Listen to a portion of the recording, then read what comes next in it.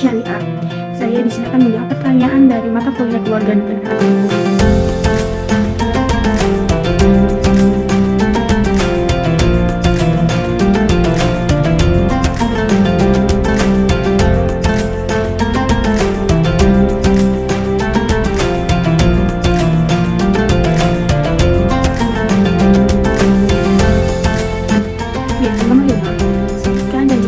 Hak dan 3 kewajiban warga negara Indonesia. Yang pertama, hak warga negara Indonesia, hak atas pekerjaan dan penghidupan yang layak. Tiap warga negara berhak atas pekerjaan dan penghidupan yang layak bagi kemanusiaan.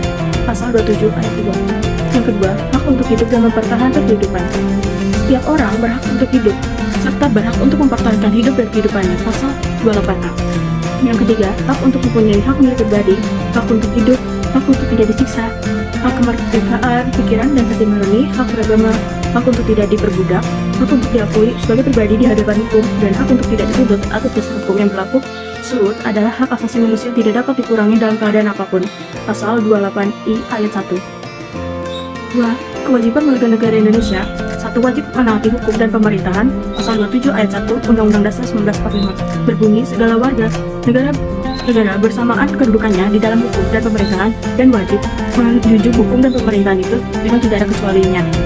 Kedua, wajib menghormati hak asasi manusia orang lain. Pasal 28J ayat 1 mengatakan setiap orang wajib menghormati hak asasi manusia orang lain.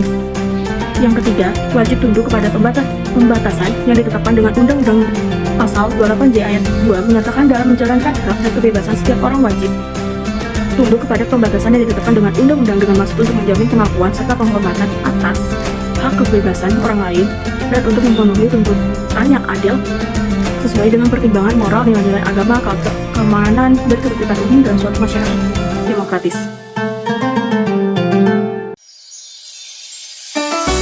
Soal nomor 6. Jelaskan perbedaan antara negara kesatuan dan negara federal serta berikan contoh masing-masing. Pengertian dari negara kesatuan adalah negara kesatuan apabila kekuasaan pemerintah pusat dengan pemerintah daerah tidak sama dan tidak sederajat. Kekuasaan pemerintah pusat merupakan kekuasaan yang menonjol dalam negara dan tidak ada saingan dari badan legislatif pusat dalam membentuk undang-undang, sedangkan yang disebut dengan negara federal jika kekuasaan itu dibagi antara pusat dan daerah atau sehingga masing-masing daerah atau bagian dari negara itu bebas dari campur sama satu dengan yang lainnya dan hubungannya sendiri terhadap pusat. Menurut Kusnadi dan Hamairi, Ibrahim menyebutkan perbedaan negara kesatuan dan negara federal yaitu 1. Pada negara federal, negara-negara bagian memiliki kewenangan untuk membuat undang-undang dasarnya sendiri, konstituen, dan dapat menentukan bentuk organisasinya masing-masing dalam batasan yang tidak bertentangan dengan konstitusi negara federal. Sedangkan dalam negara kesatuan, pembuatan undang-undang dasar hanya berada di pusat dan pemerintah daerah untuk tidak mempunyai kewenangan tersebut. Kedua, dalam negara federal, wewenang membuat undang-undang ditentukan secara terperinci, sedangkan wewenang lainnya ada pada negara bagian residu power. Sedangkan dalam negara kesatuan, wewenang secara terperinci ada pada provinsi-provinsi, sedangkan residu powernya ada pada pemerintah pusat.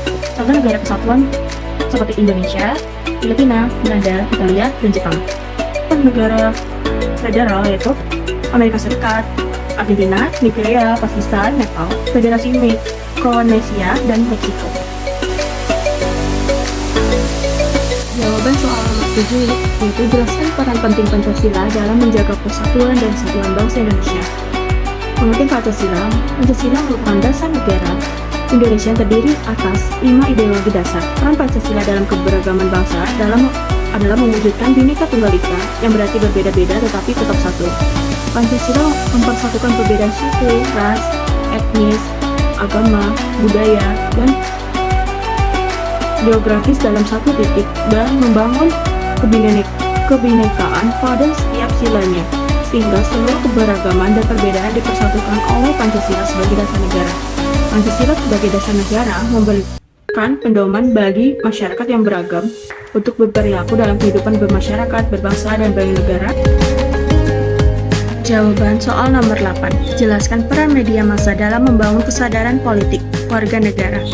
Media massa mempunyai peranan yang sangat penting untuk meningkatkan partisipasi politik masyarakat. Media massa, cetak atau elektronik, merupakan wadah atau ruang bagi para kandidat dalam memberikan informasi terkait visi, misi, dan program dalam pencalonannya Dalam pemilihan kepala daerah, media massa sangat efektif digunakan untuk penyelenggaraan pemilu sebagai media untuk memberikan informasi mengenai tahapan pemilihan kepala daerah agar dapat tersosialisasikan ke masyarakat luas. Peran media ini sangat penting untuk membantu penyelenggara pemilu karena akan memudahkan proses pemberian informasi kepada masyarakat. Selain itu juga media massa mempunyai peran dalam mensosialisasikan tahapan pemilihan kepala daerah. Media massa mempunyai tanggung jawab terhadap informasi yang valid untuk diterima masyarakat pemilih secara luas.